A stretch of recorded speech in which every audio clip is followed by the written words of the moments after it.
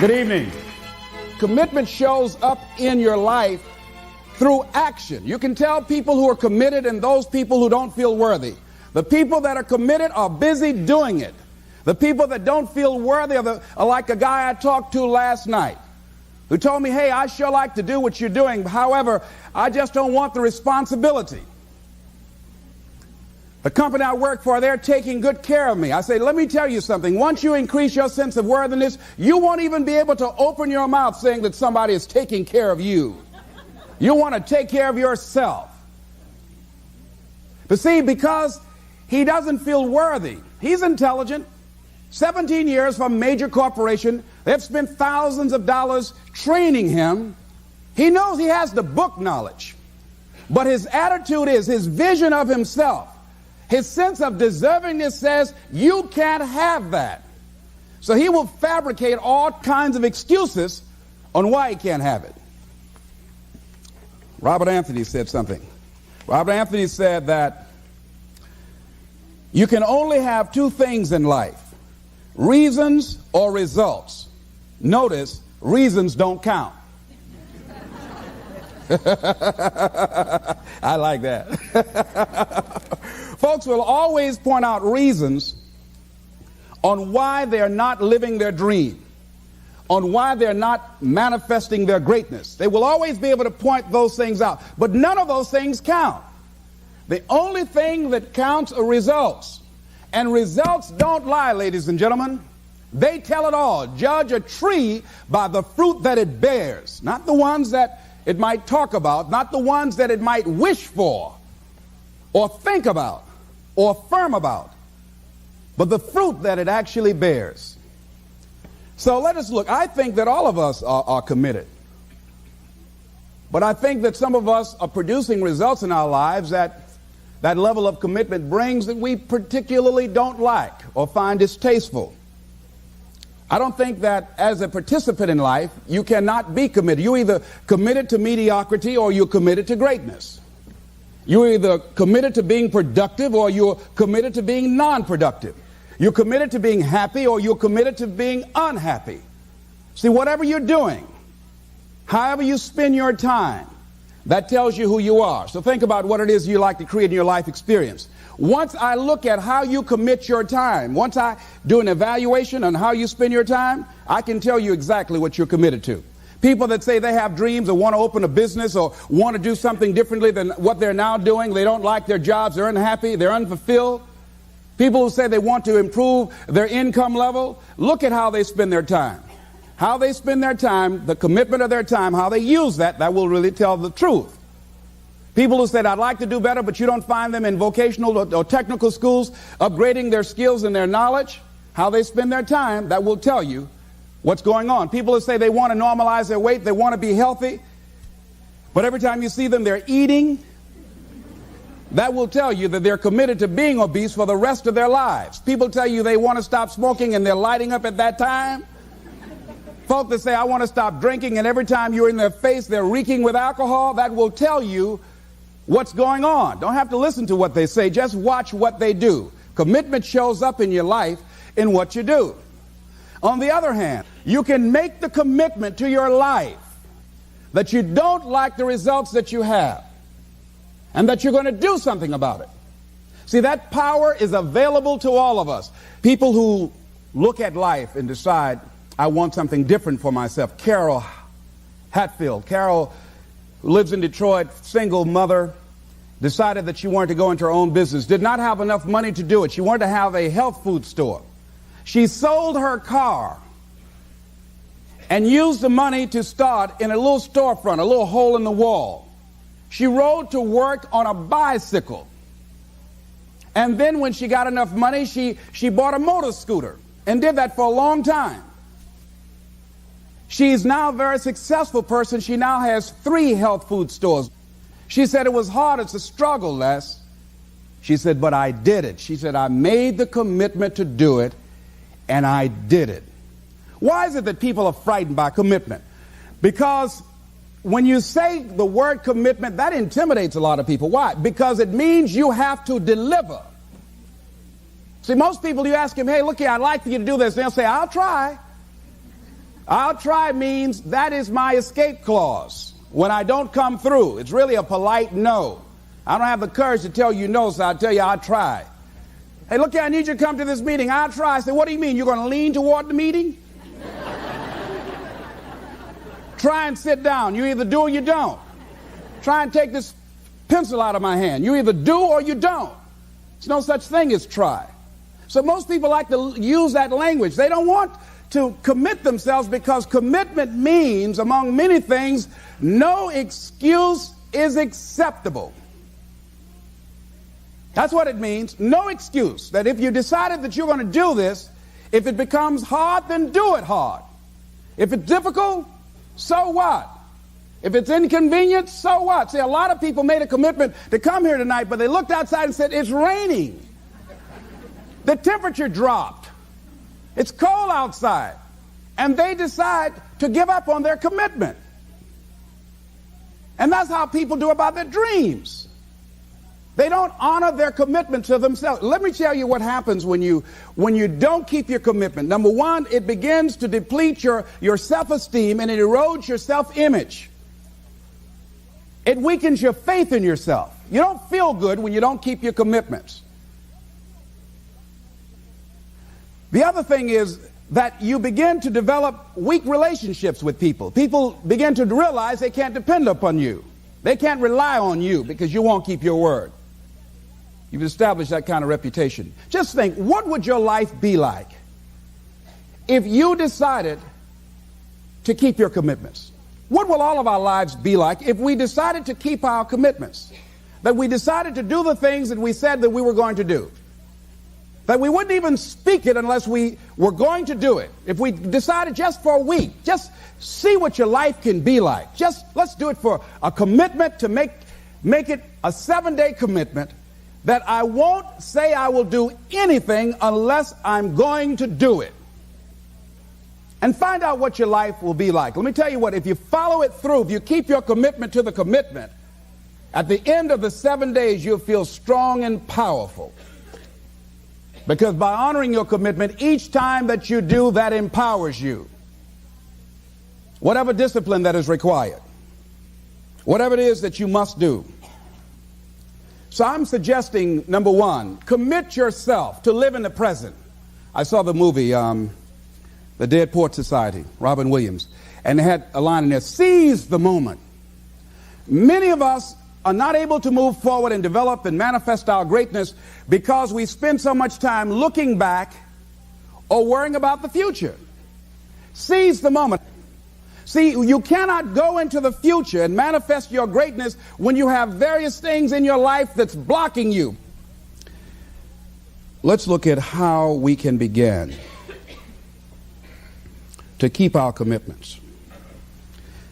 Remembering what Dr. Robert Anthony said about results. When you keep your commitments, you're able to produce some different kinds of results in your life. So how can we keep our commitments? And do we keep all commitments? No, we don't. You will not be at 100%. However, you will have a greater percentage rate of maintaining your commitments to yourself, whatever those things might be.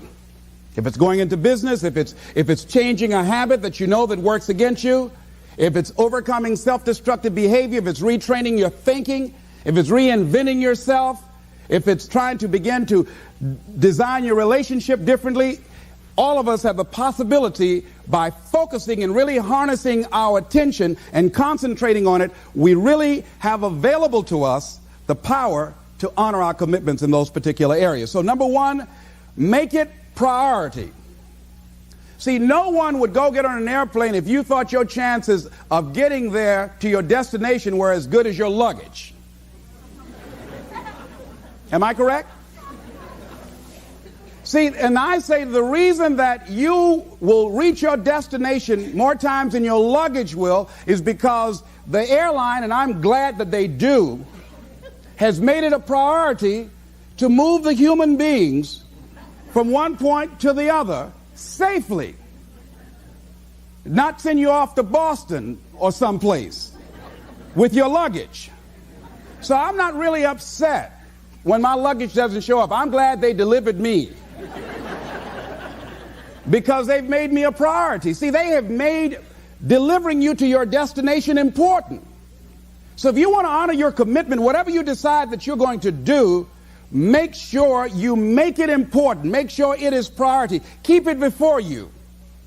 The other thing is, whatever that you want to do, whatever you want to begin to create and beginning to manifest your greatness and strengthening your level of commitment, and it's really exercising your will, find something that you want to do on your goal, one action step, but make sure it stretches you, that it challenges you, but it's doable, that you can do it. This year I decided that I was going to exercise. So I started out doing just 10 setups and 10 push-ups. I know I can do that and not get upset about it. I can do that without thinking. So I started out small. Now I'm up to 50, but if I try to do 50 starting out, I wouldn't still be doing it. So I started doing it in manageable segments. Do that. And that strengthens your will. So my commitment now is strengthened and fortified by the activity of actually doing it. So now I can expand and build from there. When I decided to begin to manage my money differently, and I started saving 5% of my money, then I increased it to 10%, then to 15%. So now I have disciplined myself to live off 75% of my income. I took discipline to do that, but I started watching how I was spending my money. I started keeping a log and following myself.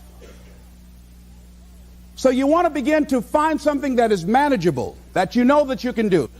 The next thing, in beginning to keep your commitments to yourself, have some friends that will hold you accountable, that won't let you off the hook, that won't tolerate anything less than the best from you.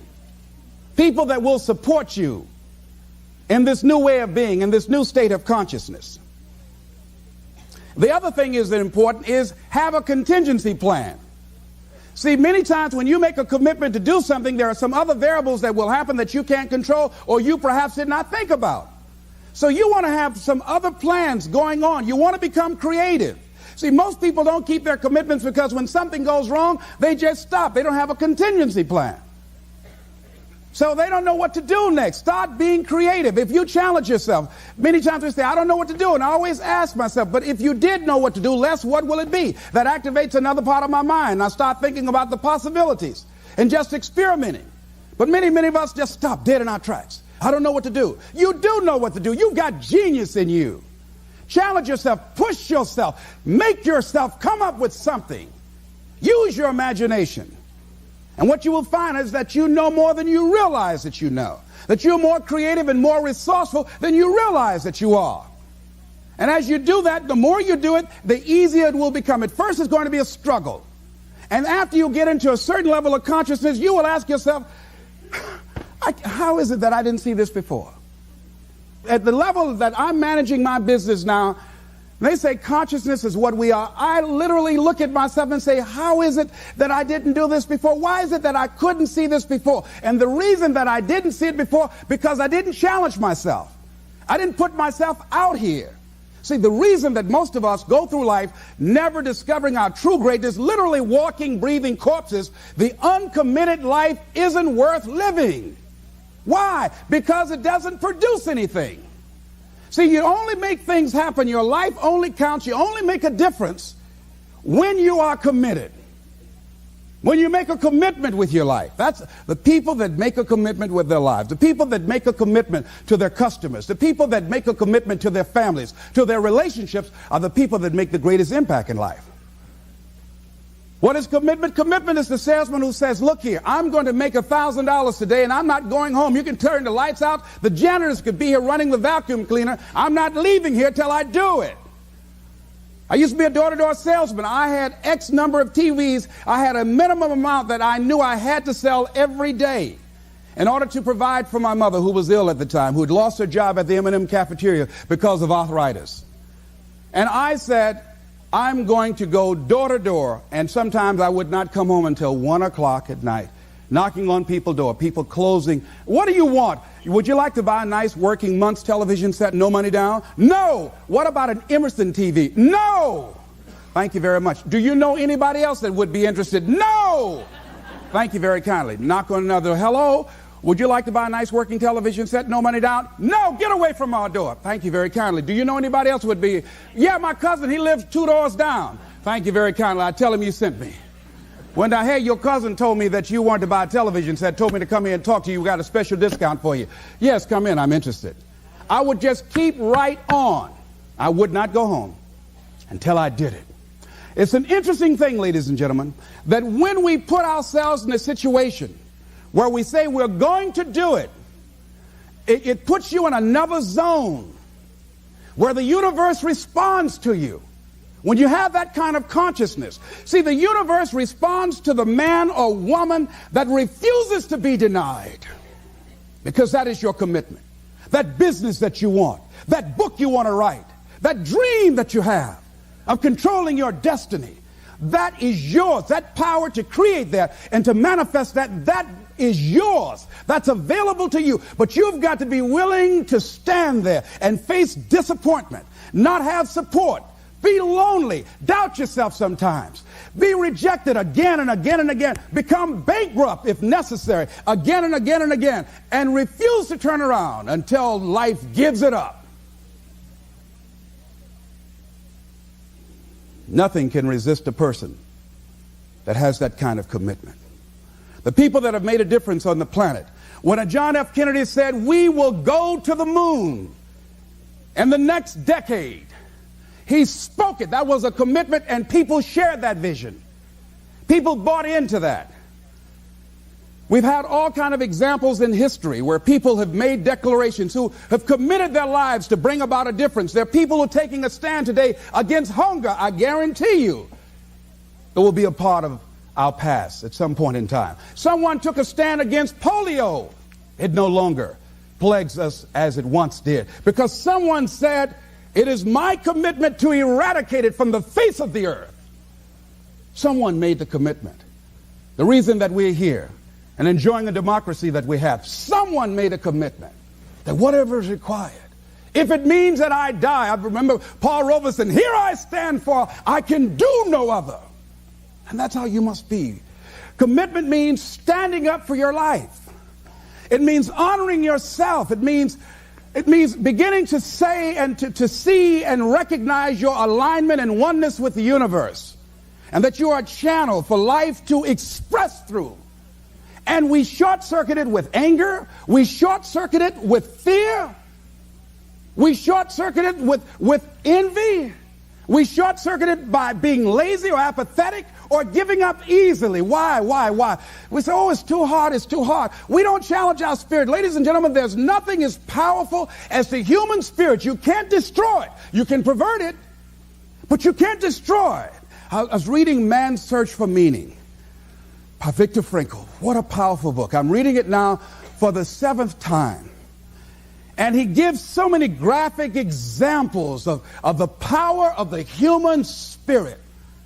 And so what are some of the things that can fortify us and give us the kind of inner strength that will allow us to forward ourselves into the future by manifesting our commitments? Number one, commitment means in some cases going back to school, getting some training, sitting up in classes with people younger than you, putting yourself in a position where you don't know and that is awkward and uncomfortable, but because of your commitment to develop yourself, or to go back to school to get a high school diploma or to get a college degree, that it doesn't matter, feeling dumb and saying, what am I doing here, sitting up in some boring class? Commitment could mean a lot of things. It could mean that you begin to go back. You got to back up sometimes. It means to back up and not give up, to regroup, back up and regroup and come back again. Because life has waylaid you, because you got knocked down. I know when I was working on my dream, there were times I lost my house at one point. I lost my car. I was broke. My credit was bad. I was sleeping at different friends' houses on their couch or on the floor. There were times, months, that I slept on the floor of my office and got up early and dressed before my staff got there to give them the impression that I got there early before they did. And we all pretend not to know what we knew, that the boss was staying in the office. So we never talked about it. But I refuse to give up on my dream. And what happens? They say, in the prosperous years, you put it in your pocket. In the lean years, you put it in your heart. It makes me appreciate it even more. Even more. I wouldn't trade it. I wouldn't trade it for anything. The disappointment, the pain that I've gone through by keeping the commitment. Keeping the commitments that you have might mean taking a stand that's unpopular. Something was said one time. When you take a position, it says, cowardice asks the question, is it safe? Politics asks the question, is it popular? But conscience or commitment asks the question, is it right? And see, most people rather operate from the first two. Is it safe for me to take this position? I remember when I was a state legislator, I saw guys and women who believed in legislation very strongly, but because the Speaker of the House said, we won't go with that, they backed down. And they felt bad about it. They wouldn't take the position because they didn't want the Speaker of the House to be angry at them. They wanted to be all right with all of the rest of our colleagues. See, it takes a great deal of strong courage and commitment on your part to step out a line. Henry David Thoreau says, if a man doesn't keep pace with his companions, perhaps he's listening to the beat of a different drummer. Let him dance to the music that he hears, however measured or far apart. When you are committed, you're dancing to the beat of a different drummer. Don't expect people to understand you.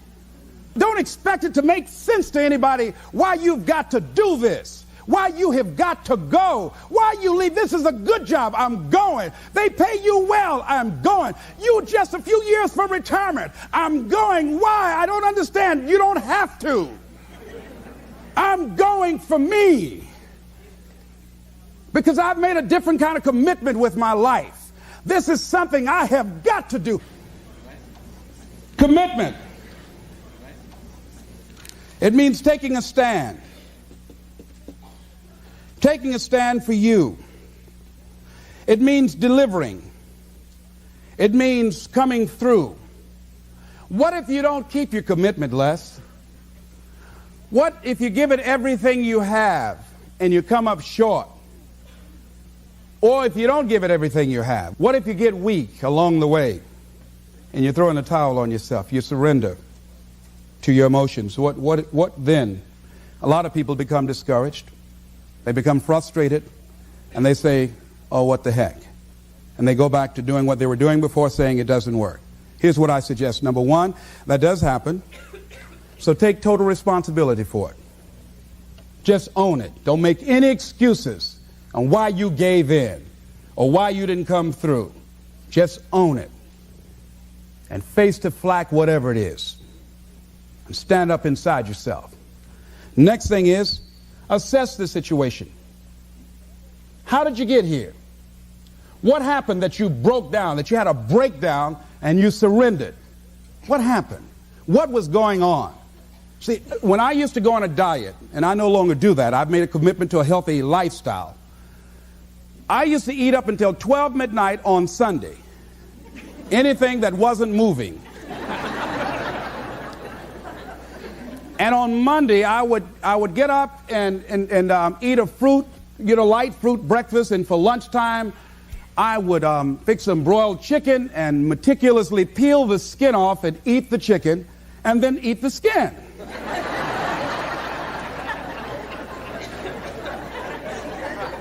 Do 5 setups, look in the mirror, and become discouraged because my stomach doesn't look like a washboard or one of the Avon Haley dances.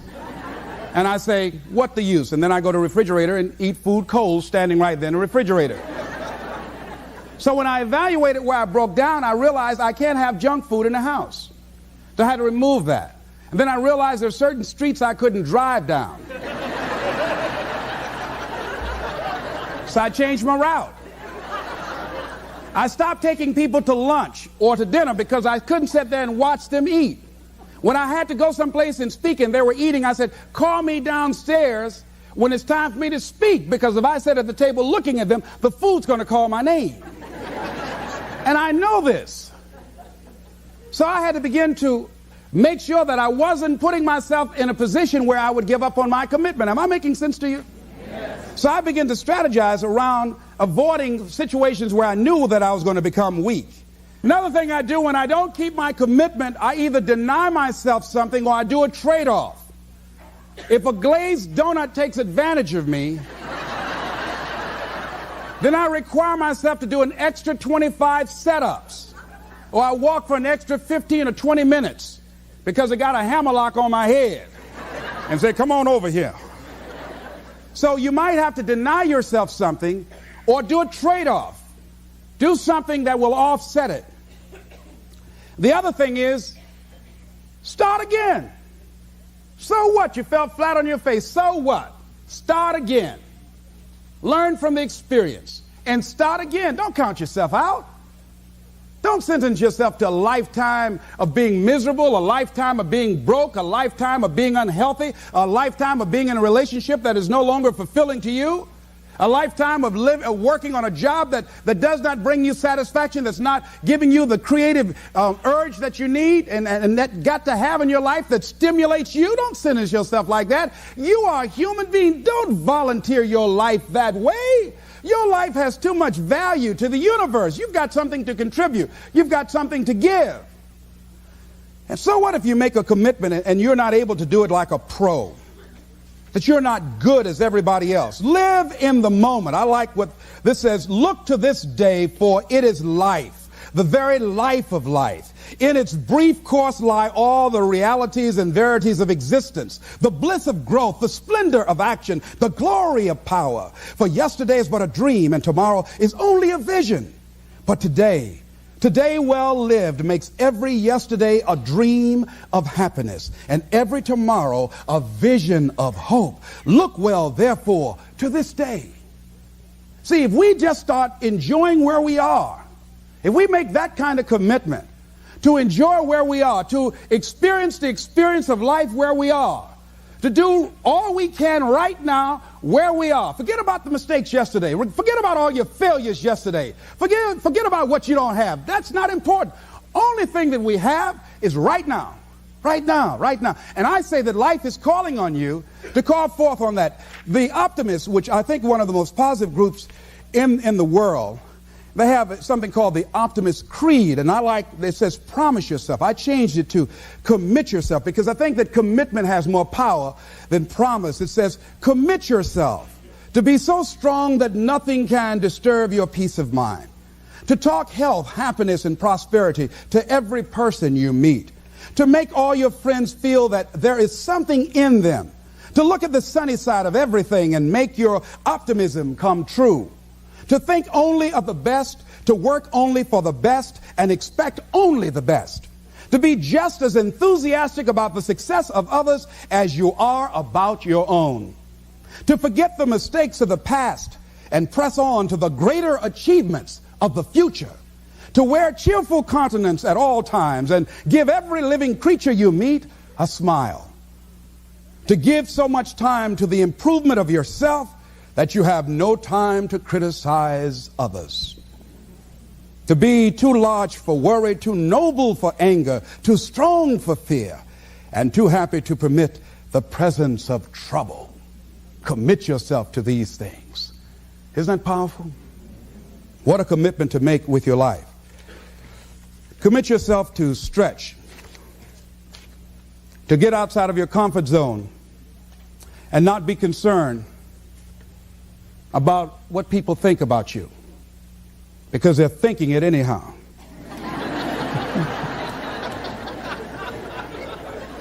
Don't worry about what they will say. They're already saying it.